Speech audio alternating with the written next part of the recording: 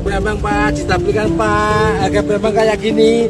Ini lihat Pak, berambang sobat-sobat saya nggak bisa mikir. Pupuk mahal, obat mahal saya nggak mau mikir Pak.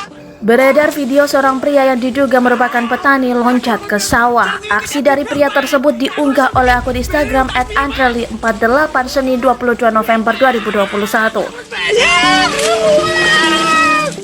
Terlihat dalam video, ia begitu kesal karena harga bawang yang terlalu murah. Ia lalu menceburkan dirinya ke sungai, lalu menangis dan mengungkapkan banyak utang yang harus dibayar juga cicilannya di bank. Pupuk mahal, obat mahal saya nggak mau. Ia pun membasahi tubuhnya dengan genangan air yang ada di sawah. Pada keterangan video dituliskan jika pria tersebut merupakan warga Kuwu, Dempet, Demak. Ia frustasi sampai ceburkan diri ke sawah karena harga bawang yang anjlok. Kayak gini kok Pak. Aku harus bayar sertifikat di bank Pak.